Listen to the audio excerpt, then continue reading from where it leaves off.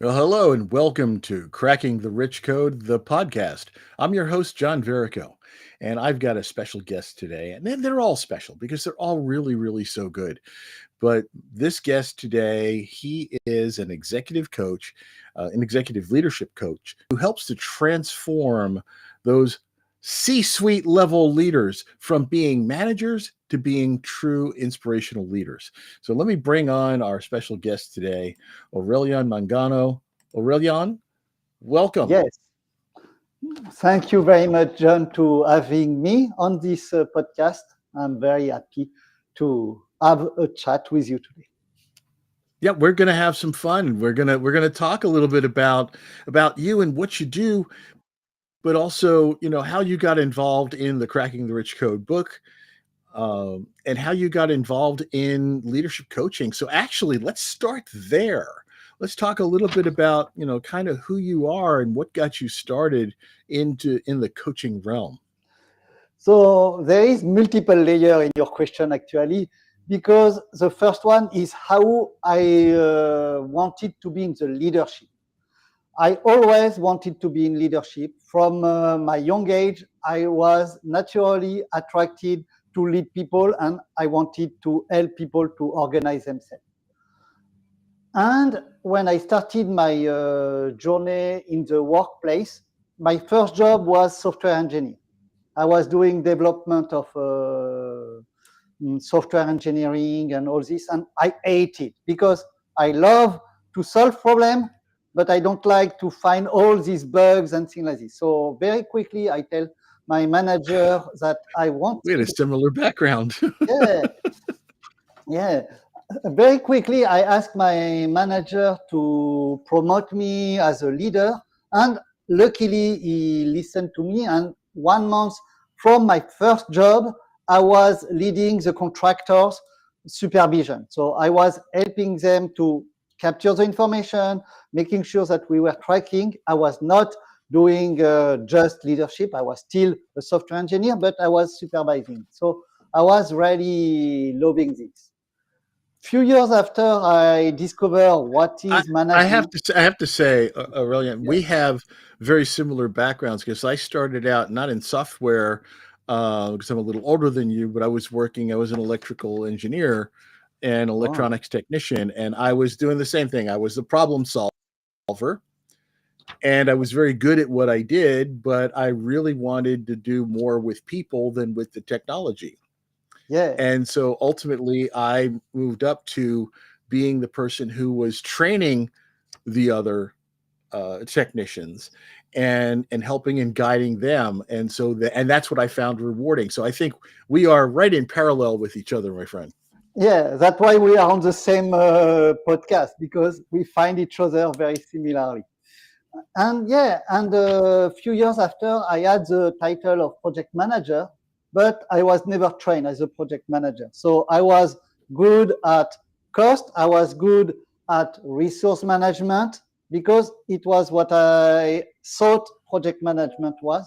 And very Right. quickly, I understood that actually these two parameters are not so important compared to the stakeholder management because I don't know if it is just me, but the stakeholder was changing their mind as often as they change their coffee order. So it was really crazy for me to manage because the scope were always changing. And slowly I was better at managing really this. And I was so good that I was not inspiring anymore because I was trying to control too much the parameter and the people around me. And this Right. is where I saw that we have multiple levels in the career where you start as a technical, then you have the management, then you have something else after that is the leadership where you need to learn how to let go all this control and start inspire people so they can build your vision for you and you don't I have love to it. control it. And it is a little what bring me to leadership. No, how I came to the coaching. This is another story. When COVID hit in 2020, I was in industry that was going to be pretty bad because it was oil and gas. And I was thinking we will never go back to office. The travel will not exist anymore because it was really dramatic. I was news were picturing the things. So I leave this industry and I will try to do something different. And I went to customer success management in a renewable company. You can see the full shift in this. And in parallel, I was approached by some people to start my journey of coaching. And I tell, yeah, why not? I always loved understanding the psychology. I always want to understand things. And I did for 4 years in parallel coaching, training on life coaching, executive coaching, neuro-linguistic programming. I mean, I did a lot of training Wow. around. And in parallel, I was doing the customer success management, and I realized that the corporate life that I had so far was not the one that was making me more happy, and I was more rewarded by helping people to be great leaders. And I decided in 2024 to take full time coaching and start really my business. Wow, so that's quite a journey. Let me ask you, was there someone that you worked with or saw that, that inspired you to be that type of leader? I had both. I have people that I saw that were very bad manager or very bad leaders that pushed me to be a very good leader and try to be better and make things better. And I had one or two people that were very influencing and that inspire me. And I have some people that I have in mind, and I don't want to put name at all in it, No, but no, that's okay. but I have one of my managers that I had in the past that was really good at inspiring people. Even he was not doing what he was telling, he was really good at inspiring. And it was really when I saw, I think, Simon Sinek, that a lot of people know, with why and his purpose, that really inspire me and make me realize the importance of purpose and how leadership was essential also. Yeah, isn't it amazing how uh, we learn possibly even more from bad leaders than we do from good ones because they set the example for what not to do. Yeah, I know throughout my career as I worked for people, the people that made me want to work for them as compared to the people that forced me to work for them. And I know which ones I worked harder for, yeah, and which ones inspired me. And I wanted to be that type of person. But it is always amazed me. Almost every conversation I've had with people who have evolved in this career field is because of they saw so many examples of bad leadership that they were working hard to correct it. And that's what I've been doing that my whole career now, is because I've been really kind of trying to fight against the bully behaviors and that kind of stuff. And we learn so much that way in those environments. And I understand why you don't want to point people out, both good or bad, because yeah, yeah, no yeah, need to call out an individual. But it's always good that we find, we can see a lot of bad, but then we're fortunate when we can see some examples of good, and then we say, that's the behavior I want to emulate. yeah. And I would catch on one phrase that you tell. I work harder on some. I work harder for some good leader, and I would like to tell that when you feel control, you don't want to do extra miles because and there is two reasons. The first reason is you feel control, so you are not opening yourself to do something. You rely on your manager to give you the answer, so you are totally on the passive path and you don't do anything. And the second one is because you are controlled, you feel that your voice is not useful, so you are not even wanted to engage. And when you do the opposite, actually giving the control to your team, really empower them, making them realize how important are their skills, their expertise, and how they can bring value. They want to engage, they want to put themselves because they feel valued. And it is exactly the reason I try to make people change their mindset from management to leadership.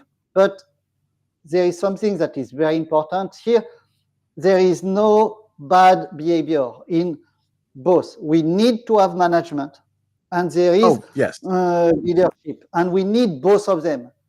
And there is good management that can be very valuable for good leadership also, and we need both, because people have tendency to mix a little these two concepts of management and leadership, and I have a very different way. Is management is all about control and making sure that the environment is well controlled to make sure that it is executed as expected. And the leadership is really helping people to inspire others to build this vision. And you need both to make it happen, because if you have no management, you don't know where you go. And if you have no leader, you have no inspiration, so nobody wants to follow your ideas. I'm glad you said that. For those of you who are just tuning in, we are speaking with Aurélien Mangano, who is an executive coach, executive leadership coach. And you brought up a very important point just now. You said that because so many times we hear, oh, leadership is better than management. You want to be a leader, not a manager. And you're right. You brought up the point that neither is better than the other. Both skill sets are needed, but they are two very different skill sets.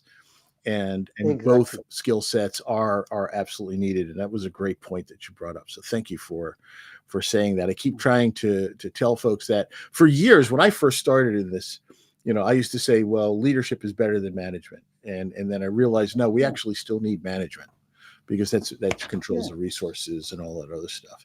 Now, you have, I did put up briefly, I'm going to put it up again to learn more about you on your website, developleaders.com. And for those of you who are not looking at the video, or maybe only hearing the audio, that is develop, DEVELUP, leaders.com.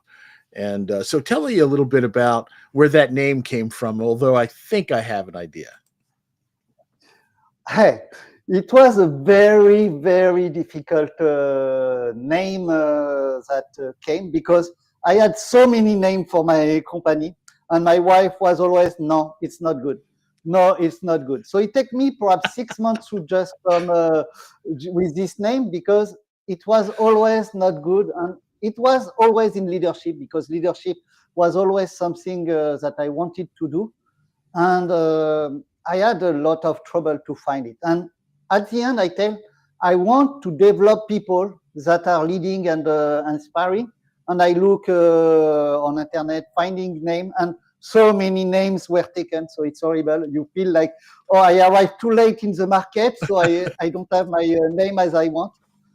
And one day I saw the name Develop, and I wanted to do Develop because I was really focusing more at this time on developing people on the career, developing people on their skills. And I was Develop is good. It was already taken. And with several try, I was able to do, okay, developing is very important. I want to go up and reach the next level of the company, and it's a hub that is in the middle. And I want to have people that are more inspirational, because sadly, I see more and more in the company that everybody is going from the technical to the management and forget the last step, that is the leadership. So we have a lot of people that are in executive doing very well. I don't tell that they are not doing well, but they are not inspiring. People don't understand really the culture, what is the strategy, what is the vision. And I wanted to really help people to understand this and develop leaders. And here I want to just give you one statistic that I see on HBR, and I put a disclaimer on it because it's a little old, but so it's on Harvard Business Review that we're telling it's 95% of the employees that don't understand totally the strategy of their company. Now I see that it is probably 70%, something like this, probably in the reality. But if you have 70% of your companies that don't understand what you are doing, how are you leading your company to the right direction? So this is the reason I tell it is important to develop this skill of leadership, inspiring, communicating correctly, building the connection with a network, making sure that you connect your vision with your people so they can bring what you were telling John, all their engagement and all their skills to the company and have a better return on investment on your resource. That is a great point because and it's kind of staggering when you realize the number of the percentage of people that don't really or are not really aligned with the mission and vision of the organization they work for, mostly because they don't understand the why. And Yeah. in order to be inspired to do anything, you have to know why you're doing it. And that's why I love and you probably have heard this and you probably even teach this too with the parable about the bricklayers. Have you heard that one with the three bricklayers?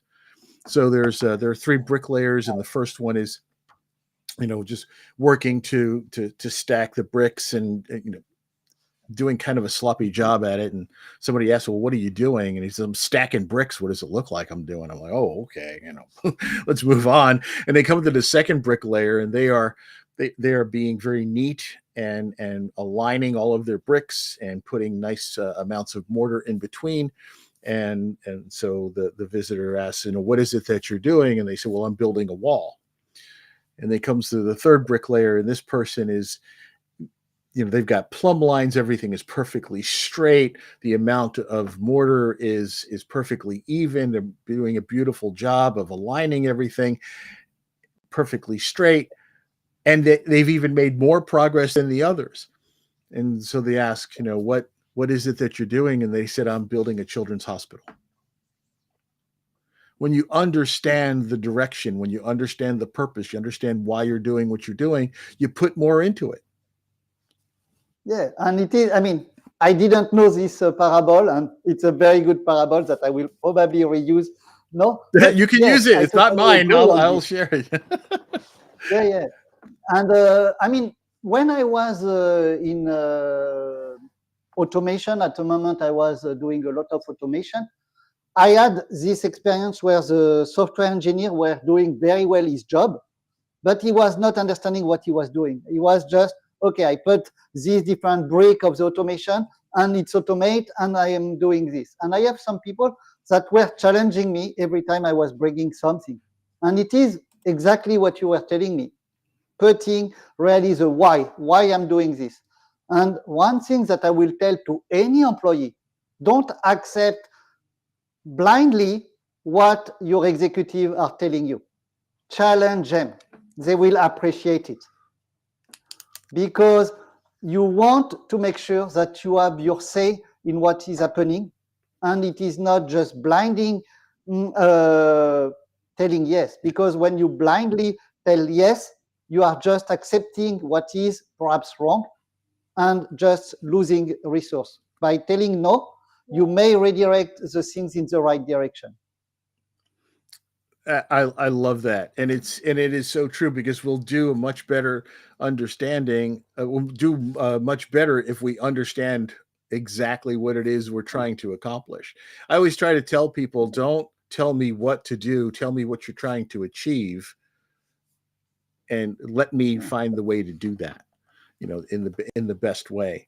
So this has been great for those of you tuning in. I'll tell you now, we are speaking. This is the Cracking the Rich Code podcast, and we are speaking with Aurélien Mangano, who is an executive leadership coach and who wrote a chapter in Cracking the Rich Code, Volume 18. Now, your chapter's got a longish title. It is the personal vision to let me try that again. The title is The Personal Vision to Execution Bridge from Purposeless to Purposeful Life. So, if you had to just give a couple of sentences to describe what you portrayed in that chapter, to kind of entice people to read further, what would you tell them about what you wrote and why you chose to write that? So it is a little what we discussed during this interview so far. I found that when I was in different companies, I was working with doing the job without always understanding why I was doing the things.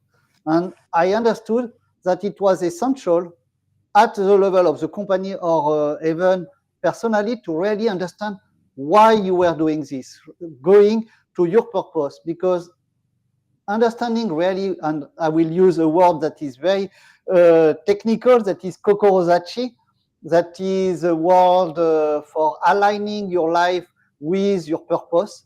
And literally, it is being the warrior for what you believe in or your heart is in it. And it is how to find really your purpose in life, understanding what you are good at, what you love, what you can bring to the world, and what you can be paid, hopefully, from doing all this. And when you are able to align all this, you can find something that is purposeful for you. And what I realize in my life is that at the beginning of my life, the circle that was in the Venn diagram that was the most important was money. Because I start maybe to work and I just want to have money. I didn't care of my value. I didn't care of if I like it or not. I just wanted to have money. And more you grow in your career, more the circle adjusts, and you will tell perhaps money is less important. My value are more important, and what I love is more important. And this is probably the reason there is so many people when they arrive at their 40s that tell, oh, no, I cannot continue this job because the money doesn't come so much of a problem. And they start to realize that there is other things that are the value, what they love to do, and what they can bring to the world that become. And it is a little what I put in this chapter, trying to share how you can become more purposeful and more aligned with yourself so you can live a better life. Yeah, it's interesting you say how money becomes less important, and we're in a book called "Cracking the Rich Code." But but we're the whole purpose of that. And when Jim Britt first reached out to me to invite me into the series, I was like, well, Rich Code, that's all you multi-millionaire CEO types, and that's not me. And he said, no, it's not about wealth. It's about not about financial wealth. It's about richness in life. And that's what yes. And I think that's exactly what you're talking about. We get to a point in life when it's not necessarily about the money, or we realize that the money is not worth our time and our effort. It's more about being in alignment and feeling fulfilled, and feeling like we Yeah. actually are making a difference in the world. And I think you're Yeah, doing and I mean, that.